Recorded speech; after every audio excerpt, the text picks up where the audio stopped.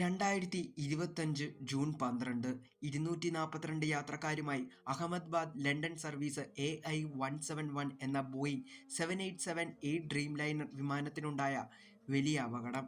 ഇന്ത്യയുടെ AAIB പുറത്തിറക്കിയ പ്രാഥമിക റിപ്പോർട്ടാണ് നമ്മളിവിടെ നോക്കാൻ പോകുന്നത്. Welcome back to all, this is tech bro. 2025 June 12 air ഇന്ത്യയുടെ അഹമ്മദാബാദ് ലണ്ടൻ ഗാറ്റ്വിക്ക് സർവീസ് നടത്താനിരുന്ന AI-171 എന്ന ബോയിങ് 787-8 ഡ്രീം ലൈനർ വിമാനം അഹമ്മദാബാദ് വിമാനത്താവളത്തിൽ നിന്ന് പുറപ്പെട്ട ഉടനെ പതനം സംഭവിച്ചു. വിമാനം പറന്നുയർന്നതിന് പിന്നാലെ ഏകദേശം 825 അടി ഉയരത്തിലെത്തിയപ്പോഴാണ് അത് അപ്രത്യക്ഷമായി താഴേക്ക് പതിച്ചത്. ഉച്ചകഴിഞ്ഞ് 1:38 അപകടം സംഭവിച്ചെന്നാണ് റിപ്പോർട്ടുകൾ. വിമാനത്തിൽ 232 യാത്രക്കാരും 10 ജീവനക്കാരുമായി മൊത്തം 242 പേർ ഉണ്ടായിരുന്നു. ഒരാൾ ഒഴികെ എല്ലാവരും അപകടത്തിൽ മരിച്ചു. മെഡിക്കൽ കോളേജിന്റെ വിദ്യാർത്ഥികൾക്ക് വേണ്ടി നിർമ്മിച്ചിരിക്കുന്ന ഹോസ്റ്റലിൽ തട്ടിയായിരുന്നു വിമാനം പതിച്ചത്. ഇതിൽ 5 വിദ്യാർത്ഥികൾ മരിക്കുകയും 40-ലധികം പേർക്ക് പരിക്കേൽക്കുകയും ചെയ്തു. അപകടത്തിന് നിമിഷങ്ങൾക്കകം പൈലറ്റിൽ നിന്നായി ഡിസ്ട്രസ് കോൾ ലഭിച്ചെങ്കിലും അതിന് ശേഷം കൺട്രോൾ റൂമായി ആശയവിനിമയം ഉണ്ടായില്ല. രക്ഷാപ്രവർത്തനത്തിനായി അഗ്നിശമന സേനയും വൈദ്യസംഘങ്ങളും ഉടൻ സ്ഥലത്തെത്തി. ഇതോടൊപ്പം തന്നെ നമുക്ക് എയർ ഇന്ത്യയുടെ ചരിത്രം കൂടി നോക്കാം. ടാറ്റയുടെ സ്വകാര്യ വിമാന സേവന സംവിധാനമാണ് എയർ ഇന്ത്യ. മുമ്പ് ഇത് ഇന്ത്യയുടെ ഔദ്യോഗിക വിമാന സേവന ദാതാവായിരുന്നു. എയർ ഇന്ത്യ ലോകത്തിലെ എല്ലാ പ്രധാന നഗരങ്ങളിലും വിമാനയാത്ര സേവനം നൽകുന്നു. എയർബസ്, ബോയിങ്ങും ആണ് ഉപയോഗിക്കുന്ന വിവിധ തര വിമാനങ്ങൾ. ഇന്ത്യയിൽ പ്രധാനമായി 2 പ്രധാന കേന്ദ്രങ്ങൾ എയർ ഇന്ത്യക്കുണ്ട്. അത് ഡൽഹിയിലും മുംബൈയിലുമാണ്. കൂടാതെ അന്താരാഷ്ട്ര കേന്ദ്രം ജർമ്മനിയിലും ഫ്രാങ്ക്ഫോർട്ട് വിമാനത്താവളത്തിലുമാണ്. മറ്റൊരു കേന്ദ്രം ലണ്ടനിലും ഉണ്ട്. എന്താണ് ബോയിങ് അല്ലെങ്കിൽ ബോയിങ് 787 ഡ്രീം ലൈനർ? നമുക്ക് നോക്കാം. ബോയിങ് കൊമേഴ്സ്യൽ എയർപ്ലെയിൻസ് വികസിപ്പിച്ച് നിർമ്മിക്കുന്ന ഒരു അമേരിക്കൻ വൈഡ് ബോഡി വിമാനമാണ് ബോയിങ് 787 ഡ്രീം ലൈനർ. ബോയിങ് അതിൻ്റെ പരമ്പരാഗതമല്ലാത്ത സോണിക് ക്രൂസർ പദ്ധതി ഉപേക്ഷിച്ച ശേഷം 2003 ജനുവരി 29 പരമ്പരാഗത 7E7 പ്രഖ്യാപിച്ചു. അത് പ്രധാനമായും കാര്യക്ഷമത ശ്രദ്ധ കേന്ദ്രീകരിച്ചു. 2008 അവതരിപ്പിക്കുന്ന എന്ന ലക്ഷ്യത്തോടെ ഓൾ നിപ്പോൺ എയർവേസ് ANA നിന്ന് 50 വിമാനങ്ങൾക്കുള്ള ഓർഡർ നൽകി. 2004 ഏപ്രിൽ 26 ഈ പരിപാടി ആരംഭിച്ചു. 2007 ജൂലൈ 8 പ്രധാന ഓപ്പറേറ്റിംഗ് സിസ്റ്റങ്ങളില്ലാതെ ഒരു പ്രോട്ടോടൈപ്പ് 787 പുറത്തിറക്കി. തുടർന്ന് വിമാനത്തിന് ഒന്നിലധികം കാലതാമസങ്ങൾ നേരിട്ടു. 2009 ഡിസംബർ 15 അതിൻ്റെ ആദ്യ പറക്കൽ വരെ. 2011 ഓഗസ്റ്റിൽ ടൈപ്പ് സർട്ടിഫിക്കേഷൻ ലഭിച്ചു. ആദ്യത്തെ 787-8 2011 സെപ്റ്റംബറിൽ വിതരണം ചെയ്തു. 2011 ഒക്ടോബർ 26 ANA-യുമായി വാണിജ്യ സേവനത്തിൽ പ്രവേശിച്ചു. വിക്ഷേപണ സമയത്ത് ബോയിങ് 767 പോലുള്ള വിമാനങ്ങളെ അപേക്ഷിച്ച് 20% കുറവ് ഇന്ധന ഉപഭോഗം ഉള്ള 787-നെയാണ് ബോയിങ് ലക്ഷ്യമിട്ടത്. 8500 nautical mile NMI, 15700 kilometre, 9800 mile. Point to point റൂട്ടുകൾ 200 മുതൽ 300 വരെ യാത്രക്കാരെ വഹിക്കാനുള്ള ഇതിന് കഴിയും. ഇത് ഹബ് ആൻഡ് സ്പോക്ക് യാത്രയിൽ നിന്ന് ഒരു മാറ്റമാണ്. Twin jet General Electric GNX അല്ലെങ്കിൽ Rolls Royce Trent 1000 high bypass turbo ഫാനുകളാണ് ഉപയോഗിക്കുന്നത്. പ്രധാനമായും കോമ്പോസിറ്റ് മെറ്റീരിയലുകൾ കൊണ്ട് നിർമ്മിച്ച എയർഫ്രെയിമുകൾ ആദ്യത്തെ വിമാനമാണിത്.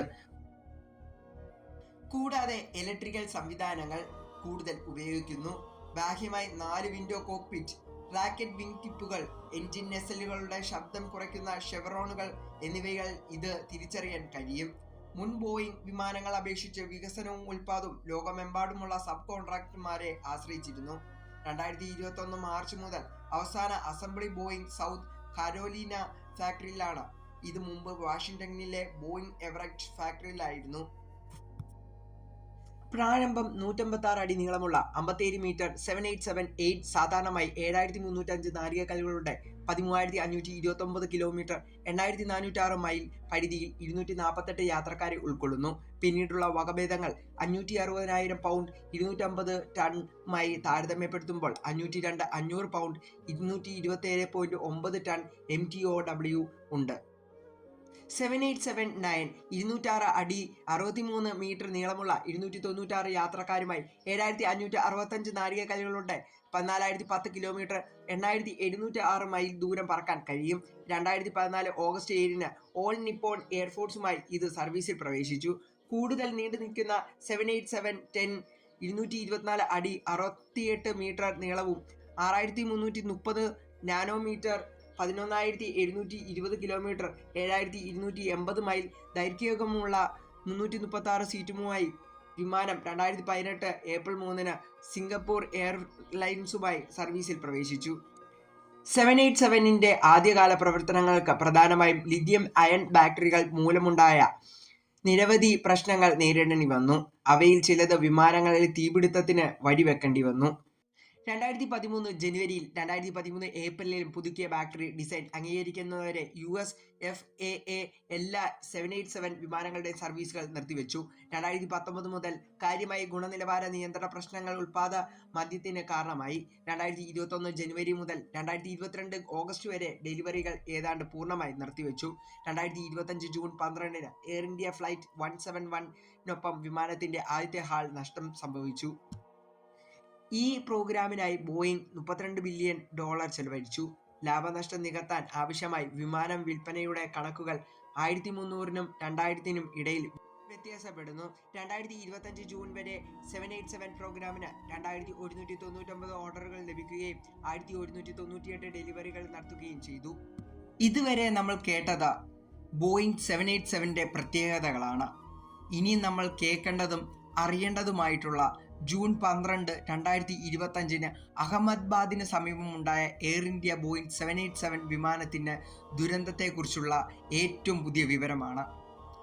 ഇന്ത്യയുടെ AAIB പുറത്തിറക്കിയ പ്രാഥമിക റിപ്പോർട്ടിൽ പറയുന്നതനുസരിച്ച് ടേക്ക് ഓഫ് കഴിഞ്ഞ് ഏകദേശം 3 സെക്കൻഡ് കഴിഞ്ഞപ്പോൾ ഇന്ധന കൺട്രോൾ സ്വിച്ചുകൾ റൺ നിലയിൽ നിന്ന് കട്ട് ഓഫ് നിലയിലേക്ക് അപ്രത്യക്ഷമായി മാറ്റപ്പെട്ടു. ഇതുവഴി ഇന്ധന വിതരണവും നിർത്തുകയും എഞ്ചിനുകൾ പ്രവർത്തനം നിർത്തുകയും ചെയ്തു. പൈലറ്റ് ഓഫായ എഞ്ചിൻ പുനരാരംഭ ശ്രമവും കോക്പിറ്റ് ശബ്ദരേഖയിൽ ഒരു പൈലറ്റ് ചോദിക്കുന്നതും മറ്റൊരു പൈലറ്റ് അതിനുത്തരം നിഷേധിക്കുന്നതുമാണ്. പിന്നീട് അവർ സ്വിച്ചുകൾ വീണ്ടും റണ്ണിലേക്ക് മാറ്റി എഞ്ചിനുകൾ പുനരാരംഭിക്കാൻ ശ്രമിച്ചു. പക്ഷേ അതിനകം വിമാനത്തിന് മതിയായ ഉയരം നഷ്ടമായി. ഇതുവരെ യന്ത്ര തകരാറുകൾ കണ്ടെത്തിയിട്ടില്ല. അന്വേഷണത്തിൽ യന്ത്ര തകരാറുകൾ അല്ലെങ്കിൽ പക്ഷികളുടെ ഇടിച്ചുകാണൽ അല്ലെന്ന് വ്യക്തമാകുന്നു.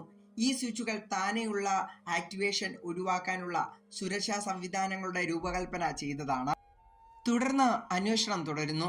ഇത് പൈലറ്റിന്റെ തെറ്റാണോ, സോഫ്റ്റ്വെയർ തകരാറാണോ, അല്ലെങ്കിൽ ഉദ്ദേശപൂർവമുള്ള നടപടിയാണോ എന്ന റിപ്പോർട്ട് ഇപ്പോൾ വ്യക്തമായിട്ടില്ല. 2018 FAA ബുള്ളറ്റിൻ ഒരു സ്വിച്ച് ലോക്ക് പ്രശ്നത്തെക്കുറിച്ച് പരാമർശിക്കുന്നു. കുടുംബങ്ങളും യൂണിയനുകളും സ്വതന്ത്രമായി അന്വേഷണം ആവശ്യപ്പെടുന്നു. ബോയിങ് 787-ലേക്ക് തന്നെ തിരികെ വരാം. 14 വർഷത്തെ സേവനത്തിൽ ആദ്യത്തെ മരണസംഭവം 2011 സർവീസിലേക്ക് എത്തിച്ച ബോയിങ് 787-ലേക്കാണ്. 15 ലക്ഷത്തിലധികം പറക്കലുകൾ നടത്തിയിട്ടും ഇതുവരെ ഒരു മരണസംഭവവും ഉണ്ടായിട്ടില്ല. സുരക്ഷിതത്തിൽ വലിയ വിശ്വാസം നേടിയ വിഡ് ബോഡി ജെറ്റാണ്. കാമ്പോസൈറ്റ് നിർമ്മിതിയും നവീന സാങ്കേതികതയും ഏകദേശം 80% കാർബൺ ഫൈബർ പ്ലാസ്റ്റിക് ഘടന, hi-tech health monitoring system, hydraulic പകരം ഇലക്ട്രോണിക് സിസ്റ്റങ്ങൾ, GENX അല്ലെങ്കിൽ റോൾസ് റോയ്സ് ട്രെൻഡ് 1000 എഞ്ചിനുകൾ എന്നിവ ബോയിങ് 787-നെ സാങ്കേതികമായി മുന്നോട്ട് വെച്ചത്. ഇതിനകം ഗ്ലോബൽ സുരക്ഷാ റെക്കോർഡ് വരെ ഉണ്ട് 787-ന്. 787-ന്റെ ഏതെങ്കിലും മോഡലിന് 787, 8, 9, 10 ഇതുവരെയുള്ള ഒരു അപകടവുമില്ല. മുമ്പ് ബാറ്ററി തീപിടുത്തം, സീറ്റ് മെക്കാനിസങ്ങൾ തുടങ്ങിയ ചെറിയ പ്രശ്നങ്ങൾ ഉണ്ടായിട്ടുണ്ട്. പക്ഷേ ഇതുവരെ ഒരു വലിയ അപകടം ഉണ്ടായിട്ടില്ല. വിമാന വ്യവസായത്തെ ബാധിച്ചു.